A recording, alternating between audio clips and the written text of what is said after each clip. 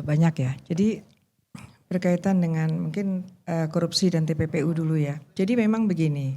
Jadi memang dalam KUHP ini terutama untuk mahasiswa ya, ini menjadi apa ya, waktu itu juga perbincangannya sangat alot ya. Terus terang saja saya termasuk yang waduh kok memasukkan bab tindak pidana khusus dalam tindak pidana umum. Tapi kan namanya musyawarah dan kemudian pada akhirnya ya itu yang terjadi, ya kan? Ya tahu sendirilah bagaimana bikin undang-undang kalau kita ngotot kan ya nggak lolos juga di sana. Di DPR-nya nggak lolos gitu ya. Kalau kan itu yang terjadi. Jadi yang harus dibenahi itu ketatanegaraan-nya gitu ya seperti apa gitu. Dan begini Pak Abraham berkaitan dengan beberapa pasal itu dikatakan bahwa beberapa pasal ada 5 undang-undang sebagai tindak pidana khusus itu memang yang dicantumkan adalah pasal yang bersifat core crime-nya saja gitu kan. Artinya pasal-pasal lain yang selain dicabut itu masih tetap hidup. Bahkan di bawah disampaikan juga lembaga-lembaga dan kewenangannya juga tetap ada ya. Dan berkaitan dengan pasal 2 ayat 1 memang dicabut. Tapi ayat 2-nya tidak. Jadi nanti tetap kita kejar Pak. Kalau ada korupsi berkaitan dengan melawan hukum dan kemudian dilakukan pada masa bencana dan kemudian dalam keadaan negara dalam keadaan darurat, perekonomian dan sebagainya, pidana mati bisa.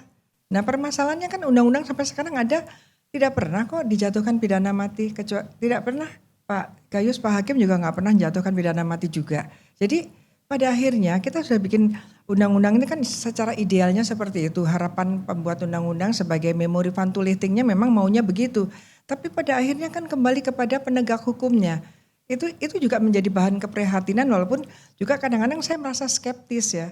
Tapi kita jaga-jaga gitu. Dan berkaitan dengan masuknya pasal-pasal ini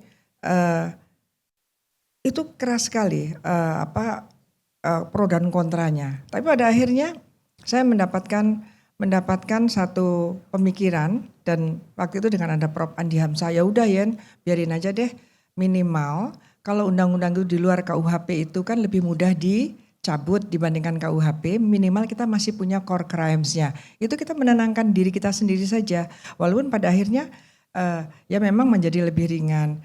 Kenapa tidak sesuai dengan konvensi dan berkaitan dengan kalau bicara bahwa mengikuti international trend of misalnya crime prevention of corruption gitu, ya kenapa trading influence and then illicit enrichment, penyuapan kepada pejabat asing, kenapa enggak ada gitu kan. Kelihatannya politik hukumnya itu nanti di undang-undang korupsinya. Kita menginginkan, karena kita juga mendorong kan, kita tuh sejak 2006 punya hutang. Kita harusnya merubah undang-undang korupsi kita. Ini belum dirubah-rubah. Jadi kalau derap pemikiran banyak, tapi kan kita nggak bisa dong dari kampus, ayo bikin ini ya paling-paling kita ngomong-ngomong begini, tegur. Ayo negara ini bagaimana kita sudah ratification 2003, 2006 sudah disahkan. Harusnya sejak itu kita hutang, harus punya undang-undang 299 Yungto 2001 itu harusnya sudah diperbaiki sekarang ini kan setelah 2006 itu, tapi ternyata kan belum.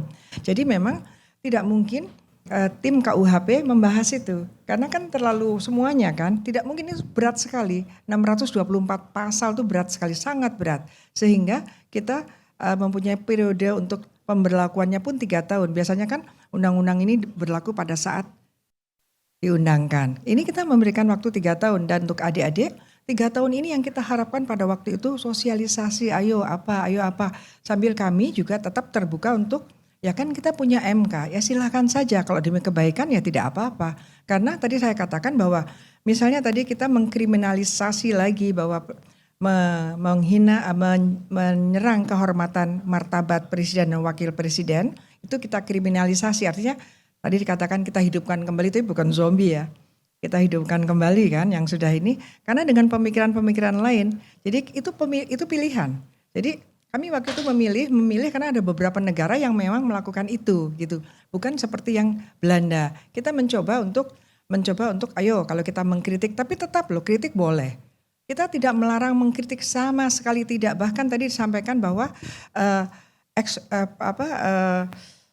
melakukan demonstrasi, itu kan yang disampaikan kan demonstrasi itu di pasal 256 ya yang diributkan itu kan demonstrasi yang tidak memberitahukan terlebih dahulu menimbulkan huru-hara, ada ancaman pidananya kan gitu ya.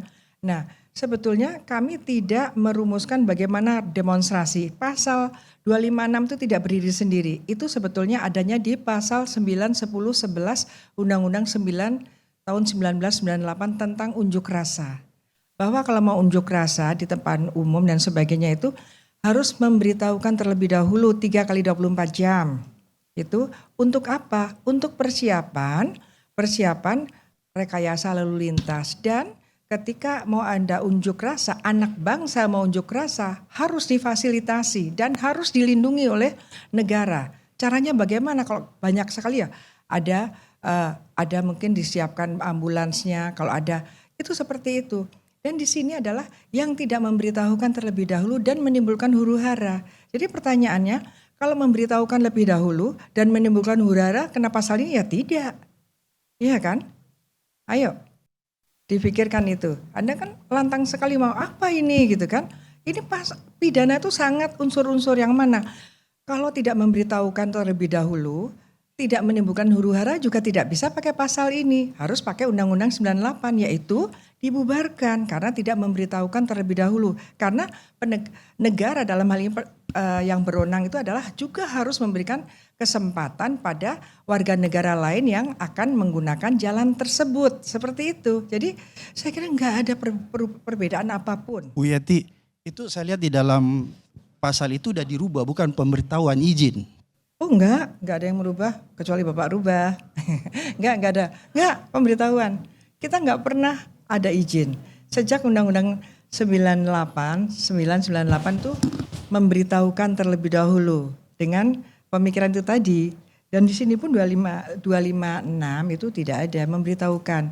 Jadi kita enggak memikirkan bahwa kalau unjuk rasa harus memberitahukan tuh enggak. Kita hanya mengadopsi yang sana hanya ada pemikiran mengkriminalisasi kalau yang tidak memberitahukan terlebih dahulu menimbulkan huru-hara. Karena di sana tidak ada. Di sana sanksinya karena itu administrasi kan, sanksinya hanya dibubarkan gitu. Dan kalau ada dampak lain, efek lain misalnya kan sering ada sudah memberitahukan terlebih dahulu kemudian terjadilah kekeosan dan sebagainya kan yang kemudian ada keributan atau keroyokan 170 KUHP. Kalau ada yang luka pakai 351 KUHP sama aja sebetulnya kan.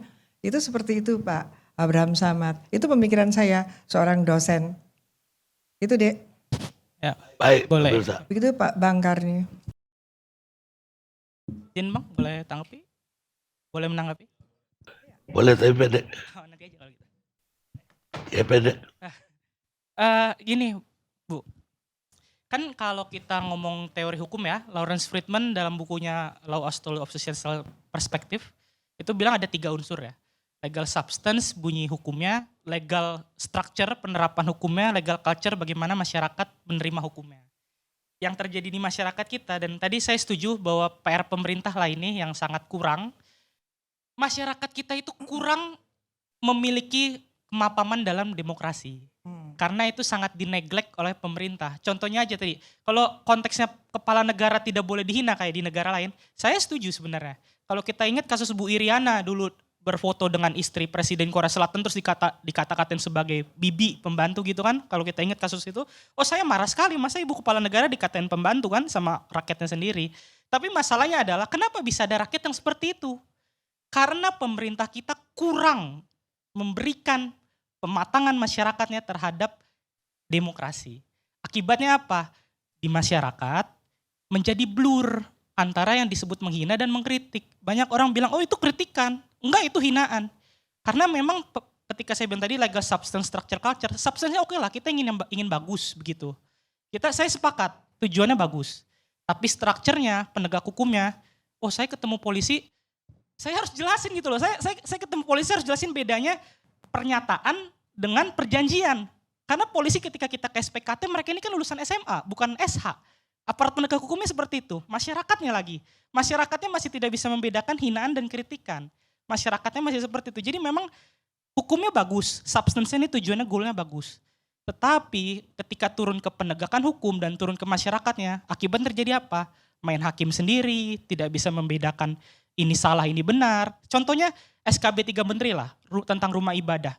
Kan yang dipersyaratkan hanya perlu surat izin. Tapi kalau ibadah di rumah pribadi nggak masalah. Tapi waktu kejadian kemarin ada retret digeruduk massa.